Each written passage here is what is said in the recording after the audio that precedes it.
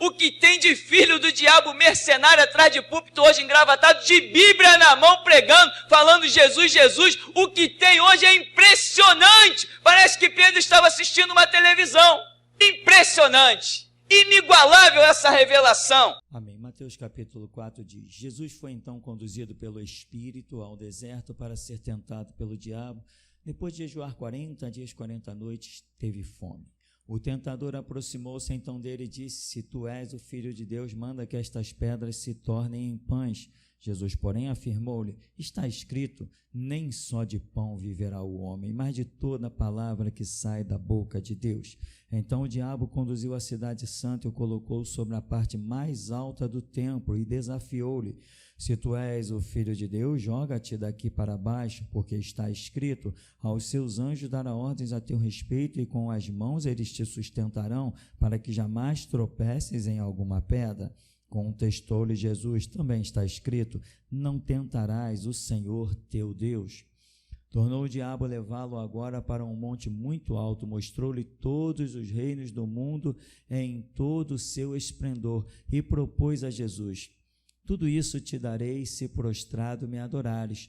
Ordenou-lhe então Jesus: vai-te, Satanás, porque está escrito, ao Senhor teu Deus adorarás, e só a ele servirás. Assim o diabo o deixou, e eis que vieram anjos e o serviram. Amém, irmão? Podeis sentar. Irmão, o Evangelho de Lucas também, no capítulo 4, mostra essa passagem, mas mostra numa situação diferente. O que seria aqui a segunda tentação, no Evangelho de Lucas entra como sendo a terceira, né? Tem essa inversão das duas investidas finais do diabo. E eu acho até uma certa coerência, posso também estar errado, pela colocação de Lucas, né? Porque Lucas termina querendo matar logo Jesus. O diabo faz uma proposta que é para matar Jesus. Então ele segue algumas ordens de ação. E acredita, irmão, o diabo tem algumas ordens de ação. Ele não age como um ser humano, sem experiência. O diabo, você vai me entender bem, ele tem, quando ele olha para a humanidade, ele tem quase que uma onisciência. Por quê? Por causa da sua grande experiência em andar no meio dos seres humanos. Mas ele só se engana quando ele encontra alguém guiado pelo Espírito. Jesus foi conduzido pelo Espírito. Então, no nosso caso, o diabo também se engana quando nós estamos sendo guiados pelo Espírito Santo.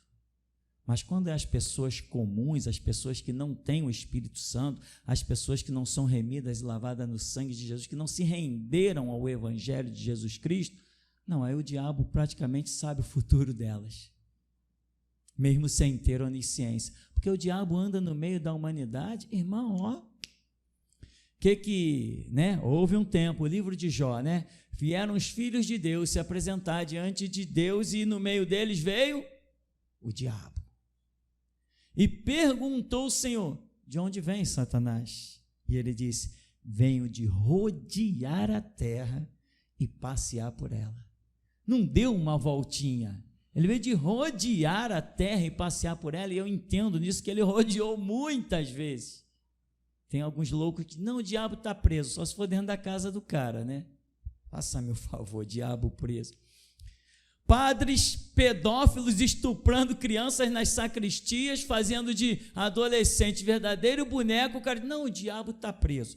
Um mundo de prostituição, venda de sexo absurdo, não, o diabo está preso.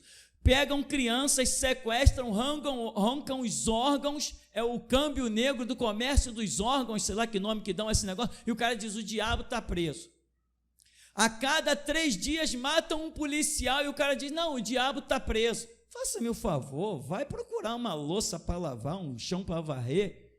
O cara não tem olhos na cara, não está vendo que isso não são obras de homens, não está vendo que tem que ter o diabo por trás. Quantas pessoas já disseram assim, já fiz de tudo para largar a cocaína e não consigo. Como não consegue? Porque o diabo está aí aprisionando pessoas. E as pessoas estão dizendo, o diabo não existe, mas não quer dizer que esteja livre das cadeias dele. Não é o fato de eu deixar de acreditar em alguma coisa que esta coisa vai deixar de existir. Amém, irmãos? Então, vamos voltar aqui para o nosso texto. O diabo, ele tem propostas. Ele tem muitas propostas para a vida do ser humano. A primeira que eu vejo aqui, diz que Jesus ficou lá no deserto, 40 dias, 40 noites, está sustentado por Deus, que nem Moisés foi sustentado 40 dias e 40 noites, sem comer, sem beber e sem dormir no Monte Sinai. Depois Elias comeu uma comida trazida do céu, e com a força daquela comida, Elias caminhou 40 dias e 40 noites sem comer, sem beber e sem dormir, até chegar ao Monte Horebe, e Jesus está aqui na mesma situação, 40 dias e 40 noites, sustentado pela glória do poder de Deus, e Jesus está aqui no deserto, sem comer, sem beber e sem dormir, sustentado pelo Espírito. Muitos dizem é loucura, mas Paulo já diz, a mensagem da cruz é loucura para os que perecem, mas para os salvos é poder de Deus. Aí então o diabo, ele imagina, esse cara deve estar com fome, qual é a minha jogada? Eu vou jogar com a necessidade dele. Se tu és o Filho de Deus, transforma essas pedras em pães. Aí eu acrescento, afinal de contas, tu estás com fome. Jesus tem um plano, que é servir ao Pai. O Pai tem um plano, um projeto que traçou na vida do Filho. Mas não quer dizer que quando Deus te chama para a realização da sua obra, que as tuas próprias necessidades não apareçam diante de ti. E é sobre elas que o diabo virá.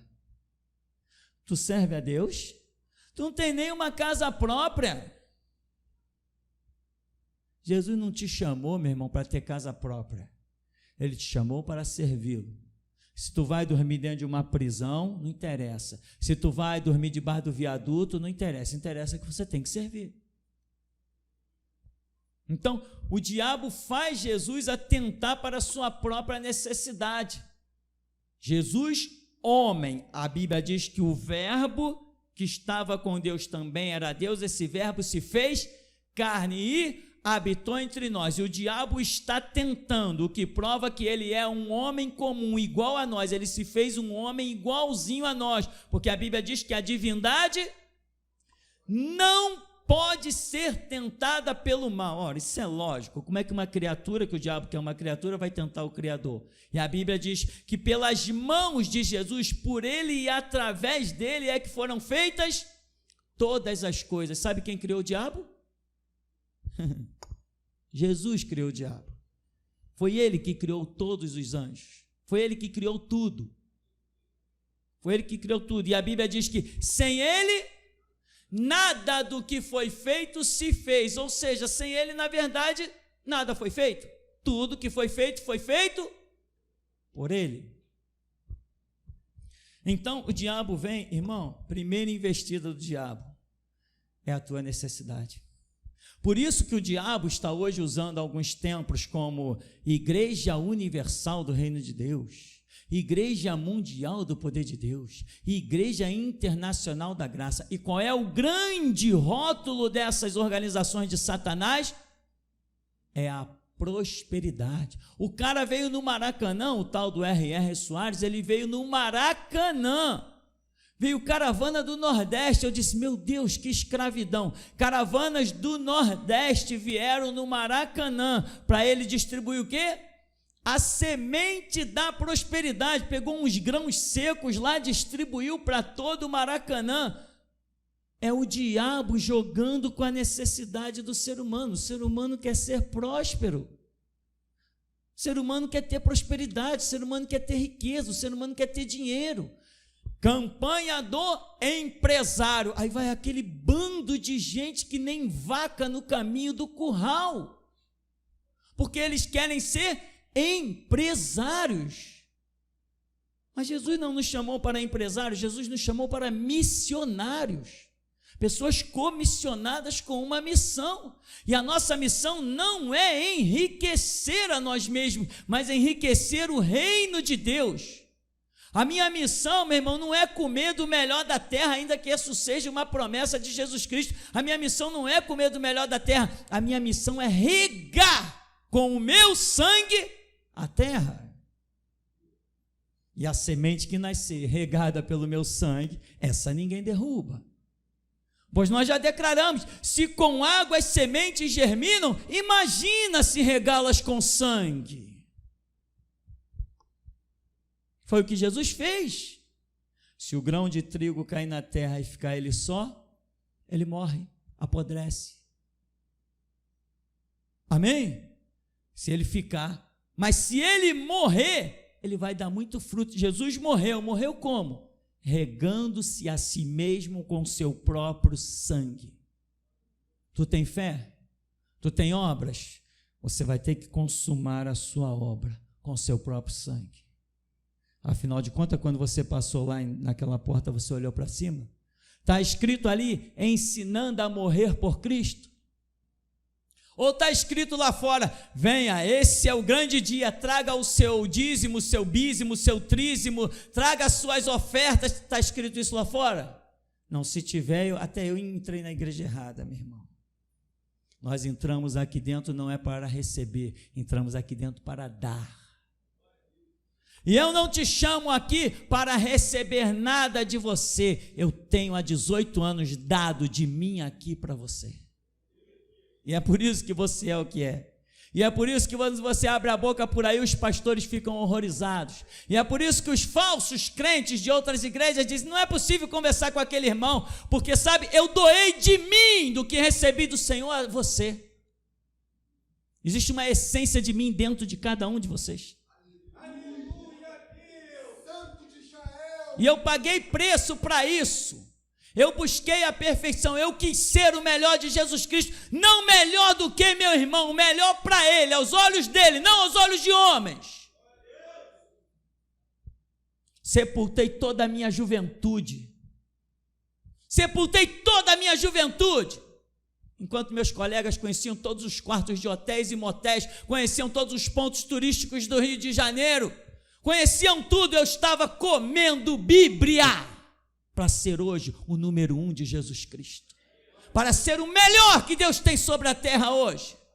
Não me calo diante de ninguém, ninguém me cala, ninguém me vence numa palavra. A única rádio que teve coragem de me chamar no debate botou os melhores teólogos lá, eu calei todos eles. E você viu, depois o diretor da rádio ligou desesperado, ó, não vem mais na rádio não, o dono da rádio não quer você mais aqui. Imagina, se eu quero me sentar com canalha, com corrupto, com político, basta dizer que é político para dizer que é safado. Não quero nem saber a origem do cara, é político, é safado. É político, é safado, meu irmão. No Brasil não tem político, no Brasil tem ladrão de colarinho branco. Deus, dá coragem a eles para me prender, Deus. Que até isso eles são covardes. Enfim, o diabo vai jogar, irmão, com a tua necessidade. Quando você vem para Jesus, você tem que ser uma pessoa sem necessidade. Os discípulos disseram, mestre, aqui ó, come, trouxemos comida, quer beber? Ele falou, não, a minha comida e a minha bebida é fazer a vontade do meu Pai que está nos céus. Qual a tua necessidade, irmão? Se você olhar para você mesmo, diante da cruz de Cristo, e você ainda enxergar em você alguma necessidade, é ali que o diabo vai entrar e vai te derrubar. Jesus está há 40 dias, o cara diz, transforma essas pedras em pães, mas sabe, ele diz assim, transforma em pão. Tem livros paralelos, né? Não vou nem chamar de apócrifos, vou chamar de livros paralelos, não apócrifos, que dizem que Jesus, quando era criança, 10, 11 anos, ele fazia, como é que chama? Coisas artesanais, né? Eles faziam assim, figuras artesanais, por exemplo, de um pássaro. de barro. E ele olhava, soprava e jogava para o alto, o pássaro saía voando. Eu já li tantos desses relatos, então Jesus poderia, poderia é uma palavra ridícula, mas não tem outra, Jesus poderia ter transformado a pedra em pão, mas aí ele sairia do projeto de Deus. Deus te quer servindo a Ele, mesmo com fome. Deus te quer servindo a Ele, mesmo com aluguel vencido 3 meses. Mesmo com um promotor, sei lá como é que chama, o inspetor, seja lá o que chama, batendo na tua porta, dizendo que vai te botar para a rua, com tudo teu, com a tua mulher, com teus filhos, que tu vai ficar envergonhado em toda a vizinhança. Deus te quer, não quer que você se desvie. Eu vou para a rua. Não, eu sou adorador. E adorador não interessa o que vai acontecer. Adorador sabe que Deus proverá. Então não olhe para a sua necessidade. Olhe para a necessidade de Jesus Cristo. Ele não morreu na cruz para você ser o riquinho, Ele não morreu na cruz para você ter a casa bonita, Ele não morreu na cruz para te dar a melhor esposa. Jesus, eu quero uma assim, assim, assim, assim. Vai brincando com Jesus, tu vai ver o que Ele vai te dar. Vai te dar uma bela aos olhos de todo mundo, mas não aos teus olhos. Estou falando isso porque eu já vi isso acontecer. A esposa que Deus tem para você, meu irmão, quem escolhe é Ele. A tua vida é tua. Quem aí é dono da sua própria vida, levanta a mão. Se você entregou a vida a Jesus, você não é mais dono da sua vida. Nós estávamos mortos nos nossos delitos e pecados, e Ele nos vivificou. Se foi Ele que nos deu uma vida, a minha vida não é mais minha vida pertence a Ele. Com quem eu vou casar? Ele que sabe. Aonde eu vou trabalhar? Ele que sabe. Que faculdade eu vou fazer? Ele que sabe. Quando eu digo Ele que sabe, eu não vou escolher, eu vou orar e Ele vai dizer. É assim que é Ele que sabe. É assim que a vida é na mão dEle. Onde eu vou trabalhar? Aqui tem um emprego que paga 10 mil, ali... Ilusão, né? Tá? Emprego que paga 10 mil, aqui tem um que paga 1.000. Vou pedir 10 mil? Vou pedir 1.000? Não vou a parte alguma. Eu vou entrar no meu quarto, fechar a porta e falar com meu pai. Amém, meu irmão? Isso é vida entregue a Deus, irmão. Isso é você não olhar para as suas necessidades. Senão o diabo vai entrar por aí. O que diz o apóstolo Paulo? Aqueles que querem ser ricos cairão em muitas tentações. Me passou essa passagem bíblica agora na memória. Os que desejam ser ricos cairão em muitas tentações. Você não tem que desejar ser rico, meu irmão, nem pobre, nem classe alta, nem média, isso não interessa. O que você tem que desejar é que seja feita a vontade do Senhor na sua vida, assim na terra como é no céu. No verso 8, tem aquilo que Lucas coloca como sendo a segunda investida do diabo. Tornou o diabo a levá-lo agora para um monte muito alto, mostrou-lhe todos os reinos do mundo em todo o seu esplendor e propôs: tudo isso te darei, se prostrado me adorares. Quer dizer, primeiro o diabo investe para que Jesus saia do projeto de Deus, que atente mais para as suas necessidades do que para a obra de Deus. Foi a primeira investida, não conseguiu. Então agora o diabo tenta comprar Jesus com todos os reis, todos, não diz alguns, todos os reinos do mundo e a glória deles. Se tu prostrado me adorar, ou seja, quis levar Jesus para o lado dele. A segunda investida do diabo, meu irmão, é te levar para o lado dele. Não, pastor, isso está fora de cogitação. Está mesmo? Eu conheci algumas pessoas dessa Babilônia, desse templo de Satanás chamado Igreja Universal do Reino de Deus. Eles criaram aquele negócio, a campanha do empresário. Ora, o Morro do Santo Cristo ficava vazio. Encontrava todo mundo lá dentro do templo de Satanás da Universal, no dia da campanha do empresário. Ninguém conseguiu nada, mas teve umas pessoas que abriram um barzinho. Abrindo barzinho para vender uma cachaça, uma cerveja, um negocinho tal, e tocar a vida. Conseguiram abrir aquilo e pensam que foi Deus que deu aquilo. elas estão exatamente aonde o diabo queria que elas estivessem. Nenhum conceito de Deus entra no boteco lá da pessoa. Tu pode vasculhar em qualquer canto, não haverá nada que te lembre Deus, mas haverá muitas coisas que te lembram ao diabo. Se a pessoa abrir a boca, tu vai achar que ela pode ser um budista do Seixonoe, um kamikaze do islamismo, pode achar que a pessoa é qualquer coisa, jamais vai imaginar que tenha dentro daquela pessoa qualquer que seja um mínimo conceito cristão. Ou seja, abraçou o que para ela era a provisão, os reinos do mundo, recursos, retorno financeiro. Cadê Deus? Sumiu. E quando Deus some, meu irmão, o diabo está presente. Nesse reino espiritual não existe um muro. Ou você está em um, ou você está no outro. Não tem reino, não existe a terceira posição. Jesus falou o quê? Quem comigo não ajunta, acabou. Não é meio termo. Não, aquele cara ali não ajunta comigo, mas ele também não espalha. Não, quem comigo não ajunta, espalha. Não existe meio termo. Primeiro, atentar para as suas próprias necessidades. Segunda, te promover, te dar destaque, te dar riqueza, te dar exaltação. Paulo escreve a Timóteo, diga aos ricos da igreja que não ponham a sua confiança na incerteza das riquezas. Tem gente que acha que a riqueza é algo certo, mas perante os olhos de Deus a riqueza é algo incerto. O homem construiu seus celeiros, folga minha alma, come e bebe, pois tem em depósito bens para muitos anos. Aí entra a voz do alto e diz assim: louco, esta noite pedirão a tua alma, e o que tu preparaste, para quem ficará?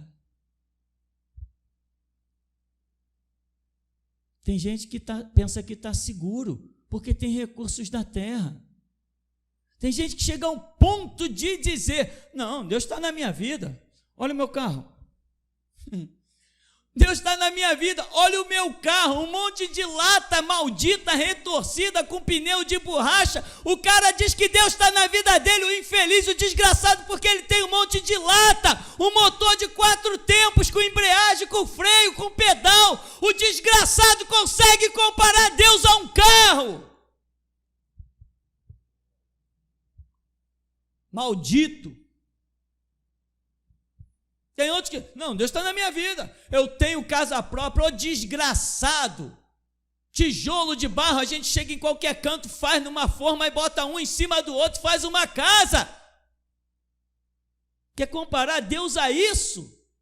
Os céus e a terra passarão, diz o Senhor, mas a minha palavra permanece para sempre.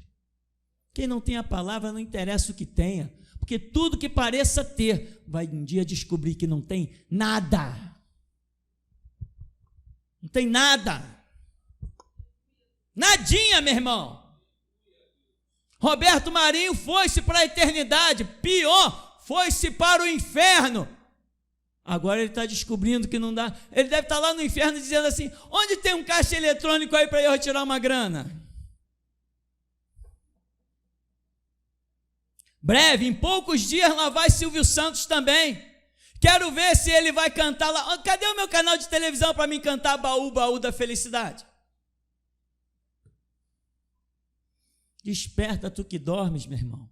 A vida do homem é como a flor da erva, seca essa erva e murcha a sua flor, mas a palavra de Deus permanece para sempre.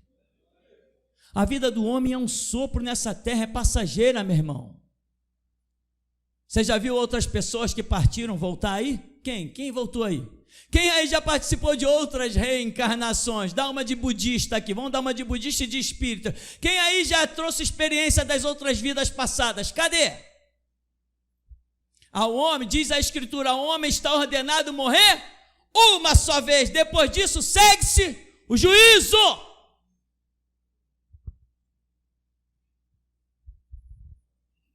Então, meu irmão, atenta. Exaltação não interessa. A Escritura diz, aquele que a si mesmo se humilha, Deus o exaltará. Então, cuidado se é Deus mesmo que está te exaltando ou é você mesmo que está buscando o caminho da exaltação. Você pode acabar encontrando. Fica buscando caminho de exaltação, você pode acabar encontrando. E quando o homem está, meu irmão, sentado num troninho de meia tigela, um troninho de ouro, um troninho de prata, um troninho de marfim que nem tem lá no Vaticano, quando o homem está sentado num troninho, ele pensa que é o próprio Deus. Quando o cara pode dar ordem, não, aquele ali, mata aquele ali. Não, vai lá, faz isso, faz aquilo outro. Quando o cara começa a estar numa posição de dar ordem, o infeliz, ele pensa que é o próprio Deus, ele pensa que tem domínio da própria alma, que pode escolher o dia que vai morrer. Se tu não escolheste o dia de nascer, não escolherás o dia de morrer.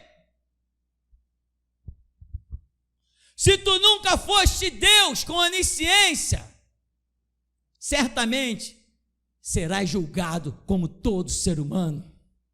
Tu não tem poder, nós não temos poder. Cuidado com a exaltação. Olha o reino do mundo e a glória dele. É isso que a Universal está fazendo, né? Quando eu falo Universal, você sabe, eu não estou dizendo, quando eu uso igreja, é só força de expressão. A Universal está abaixo da linha dos templos do diabo. Eu cuspo na cara do Jesus da Universal há muito tempo, você sabe disso.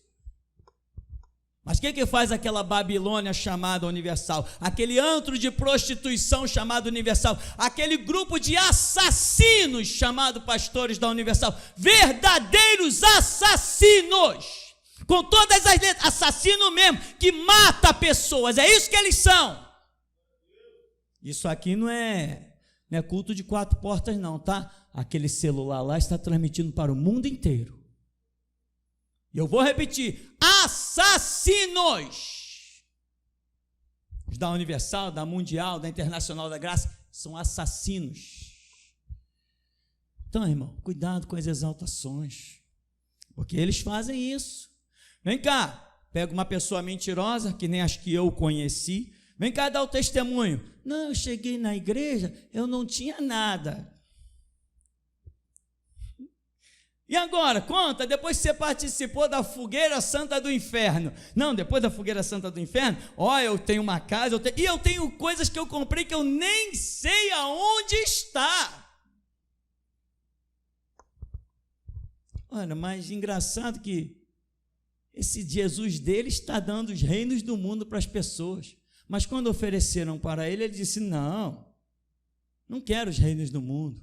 Ao Senhor teu Deus adorarás e só a Ele servirás. Ele preferiu a adoração, mesmo de bolso vazio, ele preferiu ser um adorador do que ser um rico exaltado. Mas não é isso que está acontecendo por aí. Por isso que a gente marreta mesmo. Para a gente parar de marretá-los, eles têm que tirar o título de evangélicos que eles tentam colocar em cima deles. Enquanto eles não retirarem aquele título de evangélico de cima deles, nós, geração Jesus Cristo, vamos massacrá-los.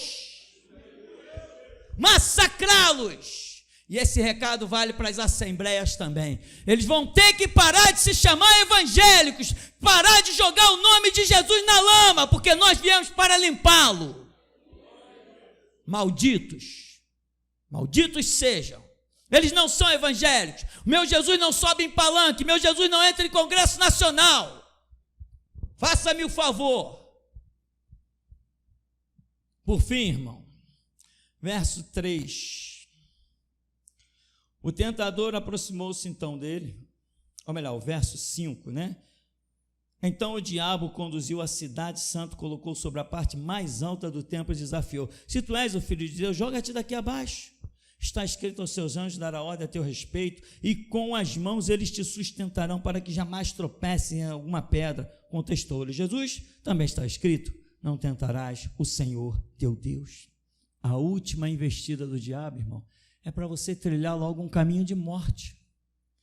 Ele tentou te fazer desviar com as tuas necessidades. Ele tentou te exaltar para que você fizesse a vontade dele. Ele tentou te exaltar para que você prostrado o adorasse. E prostrado o adorasse não quer dizer dobrar o joelho, não quer dizer posição de corpo, não. O que vai dentro da tua cabeça diz se tu está prostrado diante de Deus ou do diabo.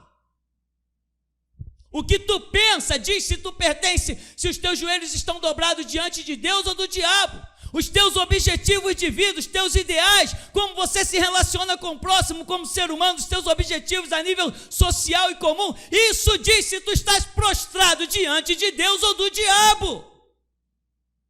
Tem gente que diz, não, eu nunca me prostrei, jamais me prostraria diante do diabo. Me diz os teus objetivos e eu te digo se tu estás prostrado diante dele ou não.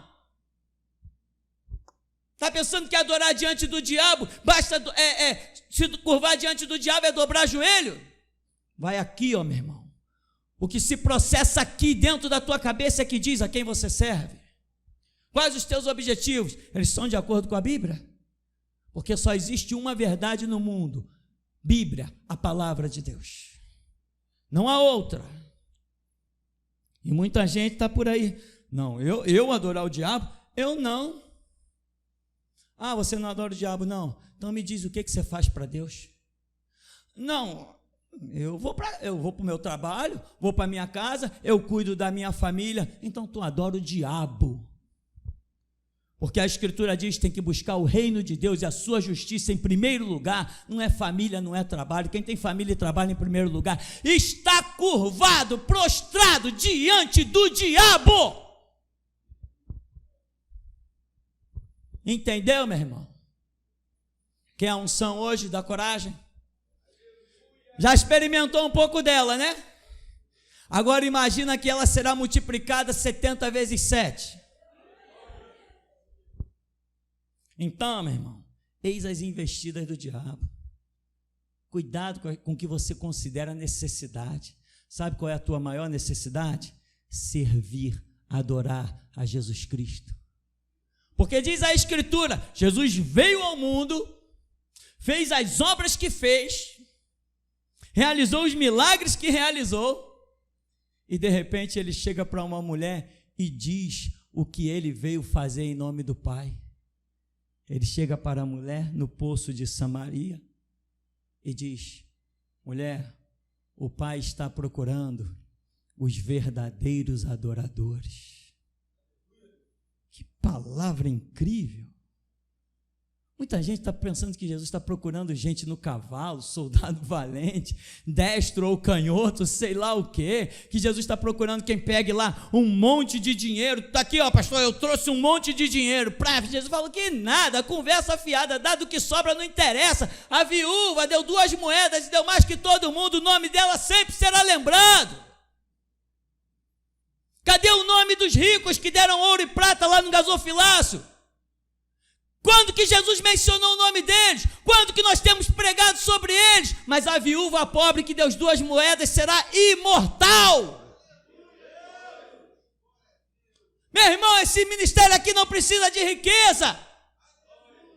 A riqueza desse ministério é que há um canal aberto aqui, aonde Deus fala diretamente conosco. Essa é a riqueza desse ministério.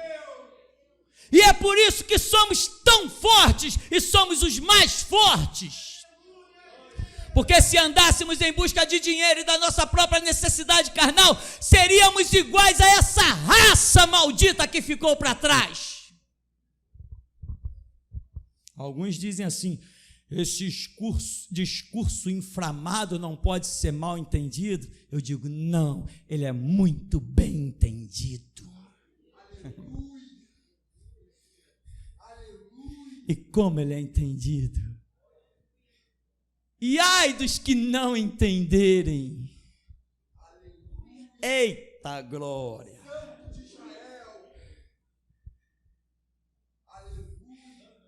Não estamos aqui em busca do que outros estão.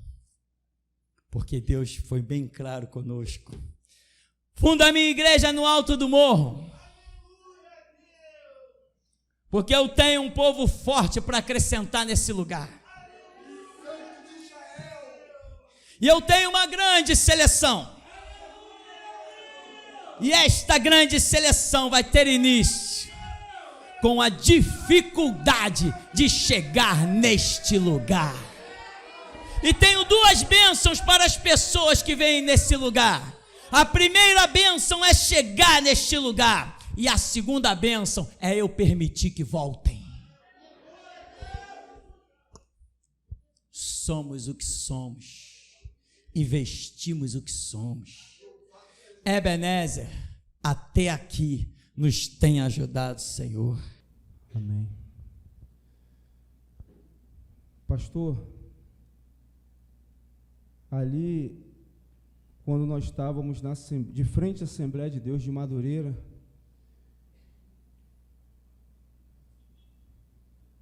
Deus me deu uma visão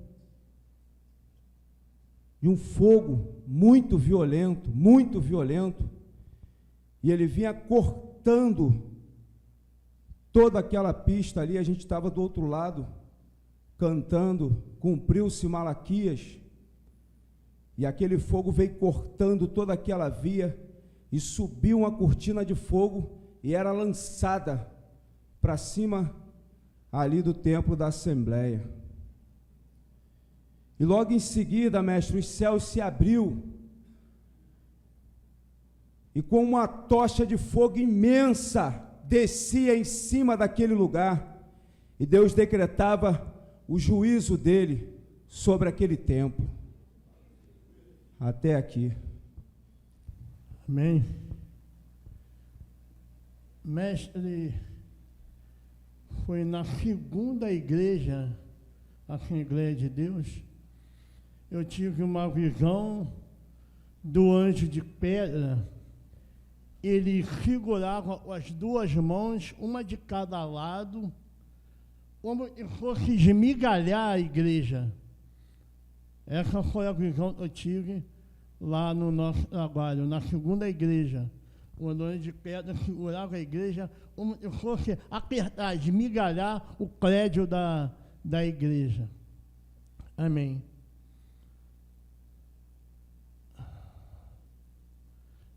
Aquele irmão ali, do lado do irmão Dorival, irmão, é o seguinte, eu vi quando um anjo chegou bem perto do seu rosto, olhou dentro de você, como se ele estivesse querendo te conhecer por dentro. Ele chegou bem perto, como se fosse atravessar por você, o anjo. E eu tenho uma palavra de Deus para você. O espelho reflete o sol e está por fora. Hoje, essa noite aqui, você tem a oportunidade, meu irmão, de se mostrar para Deus, de mostrar quem você é para Deus. Deus te dá essa oportunidade aí, e pode ser única. Você tem a oportunidade de mostrar quem você é para o Deus da geração de Jesus Cristo. Assim te manda dizer o Senhor. Amém. A paz, irmãos. Incrível essa visão do irmão Marquinhos. Eu tive a mesma visão, irmão. Só que eu vi o anjo parar mesmo e ficar olhando para você como se procurasse algo de Deus dentro de você. Que coisa incrível. Louvado seja o Deus deste lugar, mestre. Lá na Assembleia de Deus de Benfica, eu via, mestre, um anjo. Ele vinha montado num cavalo branco, e ele tinha nas mãos uma corda, e nessa corda tinham 4 pontas, assim, né? E eles laçavam 4 pessoas que estavam lá naquela frente, puxavam, e aquelas pessoas ficavam estribuchando, sabe? E ali essa visão cessava.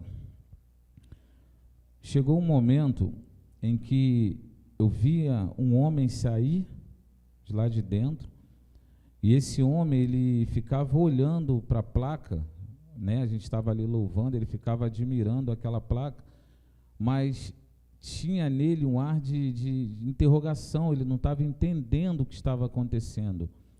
Então eu vi um outro homem se aproximar dele, e o homem começou a falar, mas ele não conseguia explicar para o rapaz. Então eu vi um anjo surgir, soprou no ouvido daquele homem que falava com aquele rapaz, E o rapaz começou a explicar, e o semblante daquele outro começou a mudar.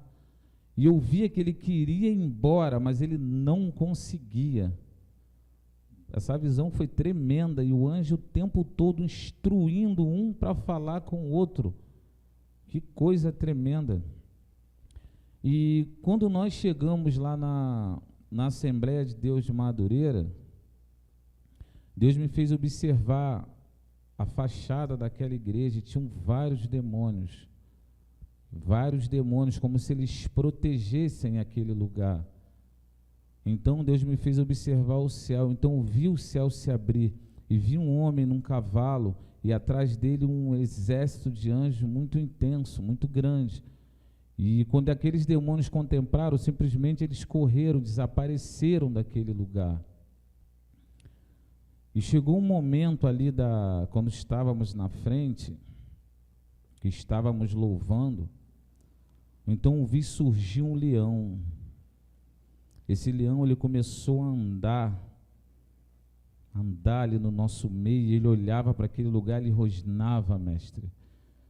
Então ele chegou ali na frente do Senhor, ele se levantou e ficou de pé. E quando ele encostou no Senhor, os dois se tornaram um só. Olha, essa visão foi muito tremenda, porque no momento que ele juntou ao Senhor, o Senhor começou a falar, e quando o Senhor começou a falar, o Senhor começou a tirar flechas naquele lugar. Então eu vi sair várias flechas do Senhor, eu vi o Senhor lançar espadas, flechas, de uma coisa absurda. E Deus me fez observar que teve um momento que o Senhor falou assim: vocês mancharam o meu nome, mas Deus levantou essa geração para limpá-lo. Eu falei: Jesus, não era o Senhor que estava ali, era o próprio Deus que estava falando pela boca do Senhor. Essa visão foi gloriosa, eu fiquei impactada com ela aquele dia inteiro, mestre. Foi algo tremendo, mas quando eu observei depois disso, aquele lugar estava completamente destruído. Uma coisa absurda. E antes disso, eu vi um anjo entrar lá dentro, e ele retirava 4 pessoas de lá de dentro, e o anjo mostrava aquelas 4 pessoas as placas que nós estávamos lá na frente. Então eu tive uma outra visão. Eu via uma placa preta, do lado da placa que fala dos políticos, com os dizeres, esses dizeres: morrer por Cristo sim, e pela pátria nunca. Eu vi essa placa preta do mesmo tamanho das outras do lado. E hoje aqui eu tive essa visão dessa placa, e Deus me mostrava o irmão Paulo Sérgio segurando de um lado e o irmão Afonso do outro. Louvado seja Deus.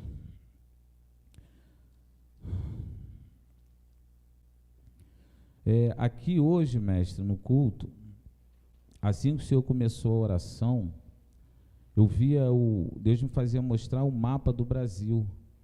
Então eu via descendo no mapa uma água muito suja, e logo atrás uma água limpa, uma água suja e uma água limpa, uma água suja e uma água limpa.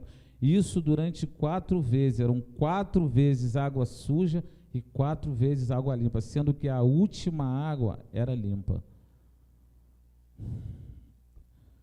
Amém. Quando o Senhor falava ali no começo dos comentários, né, sobre Silas de Malafaia ali, eu vi um anjo, pastor, ele veio aqui com uma bacia, ele se juntou com outro, e a bacia era de prata, só que o que tinha dentro era ouro. Então ele chamou o Senhor desceu do púlpito, entrou nessa bacia, e eu vi quando aquele ouro começou a banhar o Senhor de uma forma absurda, se tornar uma brindagem. E essa brindagem, ela veio até a altura da cintura do Senhor. Depois eu vi um colete desses de ouro ser moldado, mas o que me chamou a atenção, mestre, que esse colete ele vinha mais ou menos até a altura da barriga, e essa blindagem vinha até a altura da cintura. Ficava uma parte dessa descoberta, mas tinha debaixo uma vestiduras brancas no Senhor. Então eu vi o Senhor receber 2 espadas que foram colocadas no braço com a ponta para frente, nos 2 braços. Então ouvi mais o anjo vir com a bacia de prata, e o que tinha dentro era prata. Então o anjo chamou o irmão Paulo Sérgio e fez exatamente a mesma coisa. Inclusive, as 2 espadas foram colocadas nos braços do Senhor, também foi colocada no braço do irmão Paulo Sérgio. E ali essa visão cessava.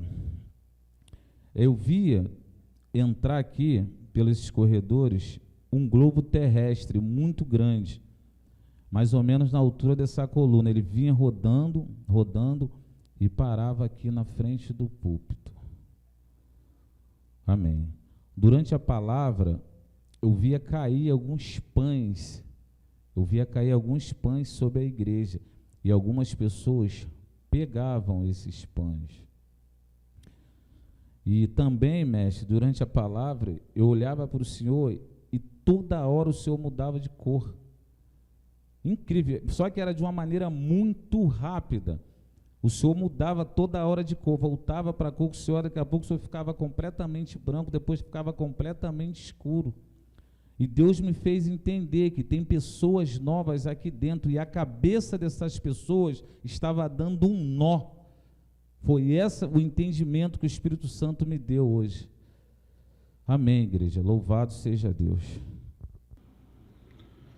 Quando o Senhor Mestre estava falando que Jesus Cristo precisa de mártires, e aí o Senhor citou que num altar tem que ter sangue, nesse momento eu tive uma visão. Eu vi na frente do púlpito acender um escudo. Esse escudo, ele fechava e cobria o púlpito. E o entendimento que eu tive foi esse. Esse escudo, tanto é Deus mostrando a proteção, e como Ele tem planos com cada um que estiver realmente envolvido com o púlpito, Ele guardará e nada acontecerá fora dos planos dele. Mas também ele mostra com esse escudo que ninguém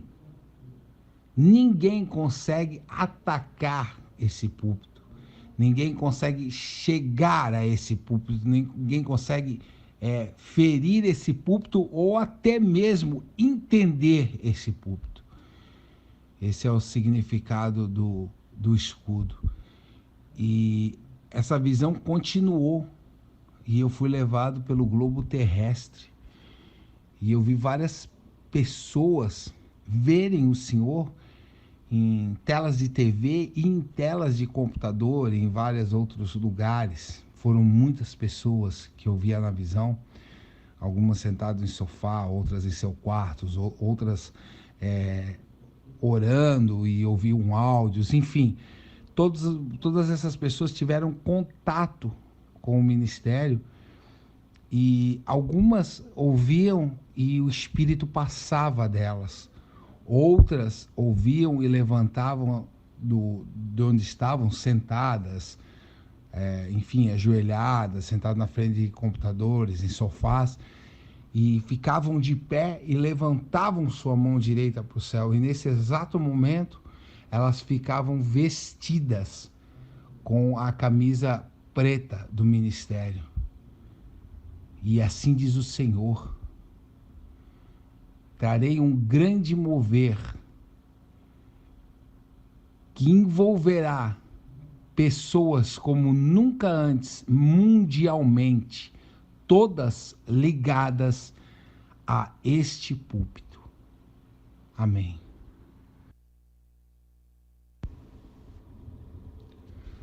Quando o Senhor Mestre estava pregando, e o Senhor falou assim, quem participou de outra vida, quem tem experiência de outras reencarnações, vamos dar uma de budista e espírita, nesse exato momento, eu vi o Senhor com uma besta na mão, a arma, aquela besta, né? E o Senhor colocou uma flecha nela e atirou.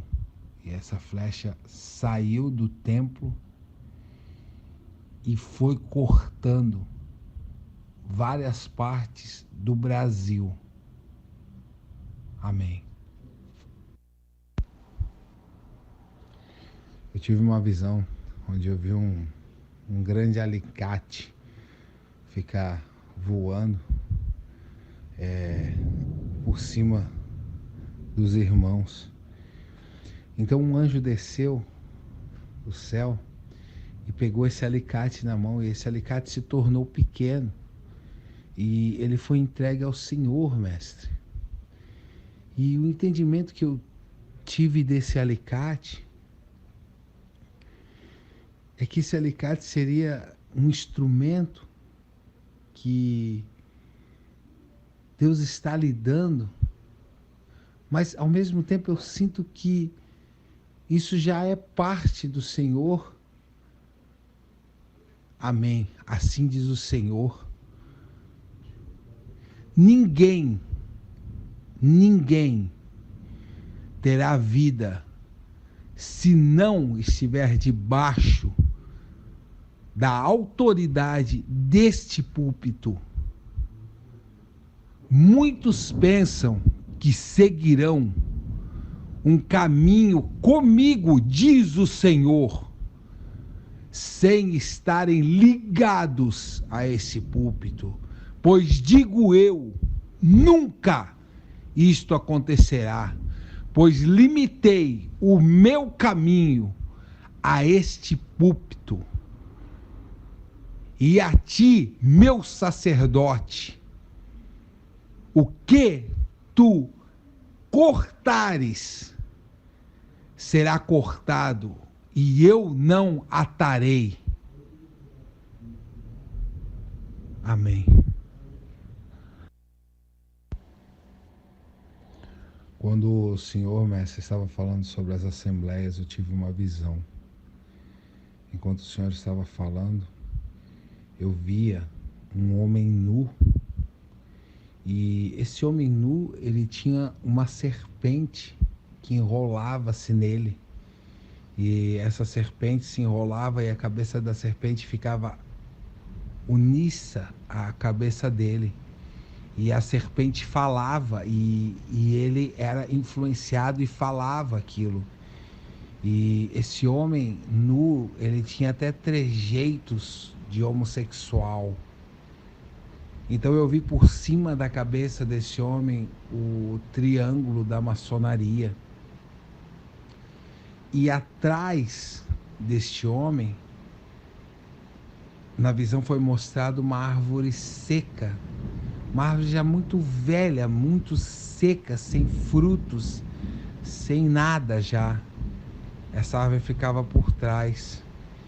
E eu não sei como explicar, mas eu entendia como se já tivesse um fogo ali e fosse apagado. E não tinha mais nada.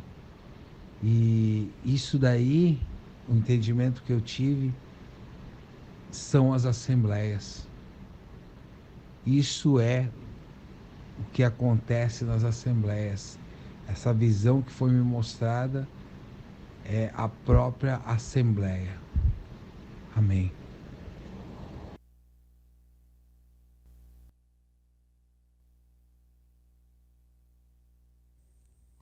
Paz.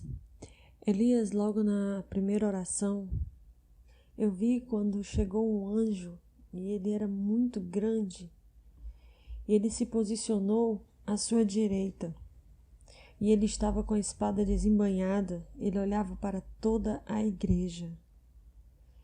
E no meio da oração, já se aproximando do final, ele desceu do púlpito e ficou em frente a este jovem que está de blusa vermelha, de frente ao púlpito. E ele encostava a espada no seu ombro direito. E ali a visão cessou. Paz, eu fui levada durante a palavra a uma cela de prisão. E nessa cela eu chegava como se estivesse descendo pelo teto dessa cela. e eu notava muitos anjos ali dentro, estava ornamentando, preparando. Tinha alguns anjos preparando uma mesa com muita comida e outros anjos arrumando aquela cela, como se estivesse preparando, mas eu não via ninguém ali preso. Eu só via os anjos arrumando aquela cela. Há uns dias atrás, mestre, eu tinha tido uma visão onde se abria como se fosse um portal e um véu caía de um lado para o outro. Então eu via, quando o Senhor entrava neste lugar, existiam vasos empoeirados, tronos empoeirados. Eu vi um grande anjo, mestre, voltar neste lugar, limpar aquele trono. Ele tirava aquele trono do lugar e trazia esse trono até a igreja. E quando ele tirava esse trono do lugar, impressionante, os vasos, os baús que estavam, eles começavam a se mexer, começavam a levantar, sabe, a frente daqueles vasos onde tinha pergaminho, começavam a acender. Então o anjo trouxe esse trono para cá. Quando esse trono chegou, foi colocado aí do lado direito do Senhor, esse trono começou a reluzir. Então eu vi dois anjos muito fortes. Ele pegou o Senhor do púlpito, colocou o Senhor nesse trono, levantou esse trono para o alto junto com o Senhor, mestre. E ali essa visão cessava. Amém. Grandes coisas tem feito o Senhor por nós. Bendito Deus, excelso, glorioso Pai, nós te damos graças, Senhor, porque a tua palavra, como diz a Escritura, consola, exorta, edifica. A tua palavra, como diz a Escritura, Senhor, o Senhor castiga, repreende e açoita aquele a quem ama, aquele a quem tem por filho. Por isso, Deus, exorta-nos se preciso for, mas não nos deixe desviar, que possamos ouvir a voz por detrás de nós que diz: esse é o caminho, andai nele, sem vos desviar, nem para a direita e nem para a esquerda, porque tudo que queremos, Senhor, não se resume em viver, mas em morrer por Ti, porque foi para isso que temos compreendido que nos tem chamado, e por isso nós somos os Teus guerreiros.